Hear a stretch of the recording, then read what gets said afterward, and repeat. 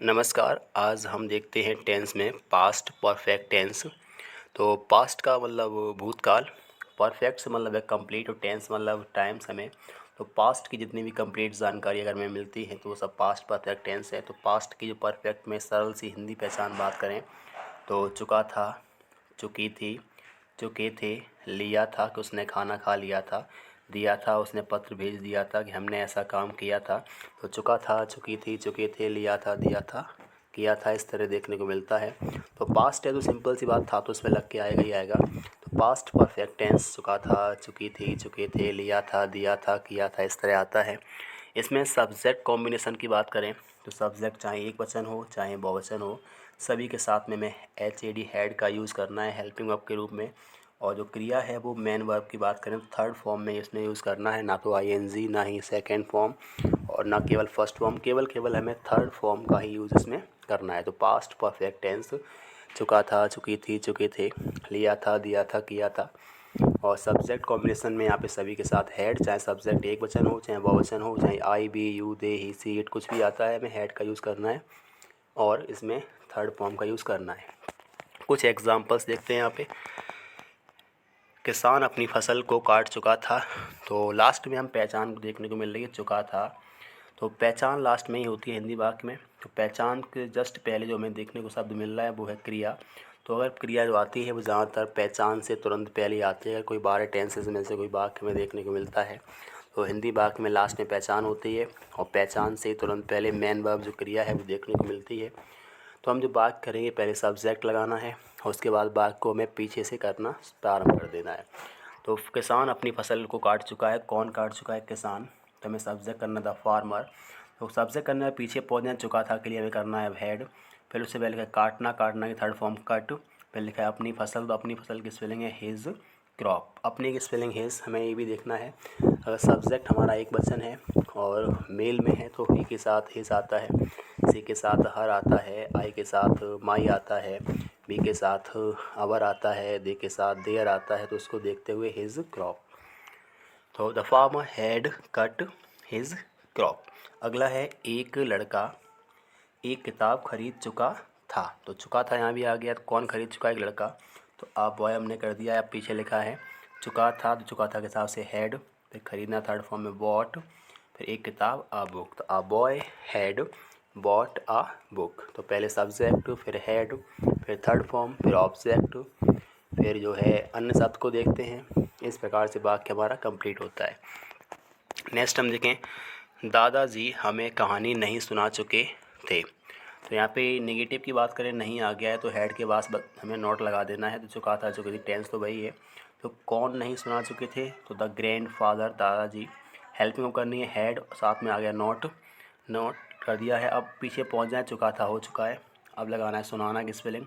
तो टोल्ड कर दिया, फिर लिखा है किसे सुनाया? तो हमें, तो अस कर दिया। क्या सुनाया? कहानी। तो हमने कर दिया आ स्टोरी। अगर हम ध्यान से देखते हैं अस और आ स्टोरी दोनों ही ऑब्जेक्ट हैं। तो जो अस है वो है इनडायरेक्ट ऑब्जेक्ट और आ स्टोरी है वो डायरेक्ट ऑब्जेक्ट।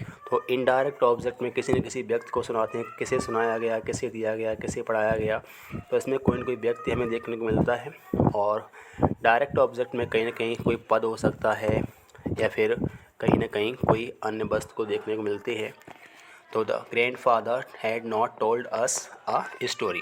अगला है राजकुमार बगीचे में फूल नहीं तोड़ चुका था। तो यहाँ भी नहीं देखने को मिलता है, तो ये कहने का मतलब है नेगेटिव है। और नेगेटिव है तो हेड के बाद नोट करना पड़ेगा। और चुका था, जो कि टेंस वही है, तो कौन नहीं तोड़ चुका था? तो द प्रिंस जो राजकुमार है वो कर दिया, हेड लगा दिया यहाँ पे। और काम को करने वाला सब्जेक्ट था, हेड कर दिया हमने। अब इसके बाद नोट लगा दिया है। अब इतना होने के बाद हम पीछे पहुँचते हैं।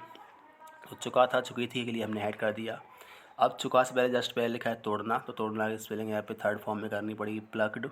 तोड़ना भी कर दिया। अब नहीं तो हम ऑलरेडी कर चुके हैं। अब लिखा है फूल, तो द फ्लावर्स। फिर लिखा है में, तो इन। फिर बगीचा, तो द गार्डन। तो the prince had not plugged the flowers in the garden. अगला वाक्य है, क्या आपने पत्र लिखा था? तो टेंस तो परफेक्ट में है, लिखा था, दिया था, किया था। अब इसमें देखना है शुरुआत में क्या शब्द लग करके आता है। तो अगर किसी वाक्य में स्टार्टिंग में क्या शब्द लगा है, इसका मतलब यस नो टाइप में क्वेश्चन किया गया है। तो जो भी हेल्पिंग वर्ब इसमें है वो हेड है, उसे हेड को सबसे पहले रखना है। उसके बाद हमें सब्जेक्ट रखना है। तो हेड और सब्जेक्ट करने के बाद हम पीछे पहुंच जाते हैं। पीछे है लिखना, तो लिखना की थर्ड फॉर्म रिटेन, पत्र लिखा है अ लेटर। तो अगर क्या से वाक्य प्रारंभ होता है इस टेंस में, तो इसका सूत्र हमारे पास रहेगा पहले हेल्पिंग वर्ब, और हेल्पिंग वर्ब करने के बाद सब्जेक्ट, फिर क्रिया वगैरह करना पड़ेगा। क्या शेर ने लोमड़ी को मार दिया था, तो दिया था, लिया था, सब टेंस वही है। तो पहले हम करेंगे हेड, क्योंकि शुरुआत में क्या लगा है। उसके बाद किसने मार दिया, लॉयन, तो शेर की बात कर रहे हैं, लॉयन कर दिया। तो अगर शुरुआत में क्या शब्द आता है तभी हमें इस हेड को आगे यूज़ करना है। तो हेड द लॉयन, इतना होने के बाद हम पीछे पहुंच जाएँ, दिया था, किया था, हेड है ही। अब ये मारना लिखा है तो थर्ड फॉर्म किल्ड। फिर किसकी बात करें, लोमड़ी की, the fox. Had the lion killed the fox. अगला यहाँ पे है हम तुम ताज़े फल कब खरीद चुके थे। इंटेरोगेटिव है। अगर वाक्य के बीच में कहीं भी क्वेश्चन वर्ड देखने को मिलते हैं तो इसका हमारे पास फार्मूला की बात करें, कॉम्बिनेशन की बात करें, तो पहले हमें करना है क्वेश्चन वर्ड को, जो भी क्वेश्चन वर्ड है कब कहाँ कैसे उसे करना है। उसके बाद में हमें करनी है हेल्पिंग वर्ब। हेल्पिंग वर्ब इसमें हेड ही आएगी, और उसके बाद हमें लगाना है सब्जेक्ट को। तो ये कॉम्बिनेशन हमें रखना है, पहले क्वेश्चन वर्ड, फिर हेल्पिंग वर्ब, फिर सब्जेक्ट, उसके बाद क्रिया, फिर ऑब्जेक्ट, फिर अन्य शब्द करने पड़ेंगे। तो क्वेश्चन वर्ड जब भी कब कहाँ कैसे कौन क्यों कितना कितनी बात के बीच में अगर आ जाए तो उसे हम सबसे शुरुआत में लेके आते हैं।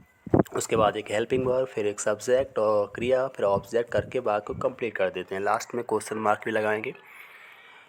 तो तुम ताज़े फल कब खरीद चुके थे, तो कब की स्पेलिंग करनी पड़ेगी, पहले तो वैन, इतना कर दिया हमने। फिर हेल्पिंग को करनी पड़ेगी हेड, कौन खरीद चुका, तुम के लिए यू, तो when had you.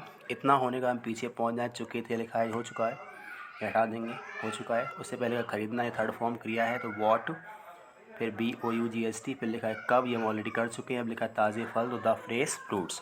Van had you what the fresh fruits. अगला यहाँ वाक्य है उसने अपनी शर्ट कब सिली थी।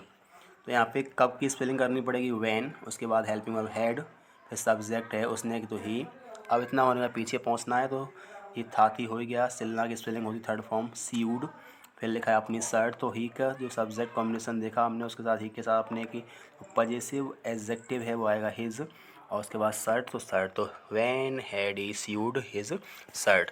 तो पास्ट का परफेक्ट टेंस है, उसमें चुका था, चुकी थी, चुके थे, लिया था, दिया था, इस तरह देखने को मिलता है। और पास्ट परफेक्ट में सभी सब्जेक्ट कॉम्बिनेशन के साथ में हमें हेल्पिंग वर्ब जो है हेड का यूज़ करना होता है, और क्रिया है वो थर्ड फॉर्म में आती है। तो इस तरह से उम्मीद करते हैं आप ये कुछ टेंसेस को कर सकते हैं, समझ सकते हैं।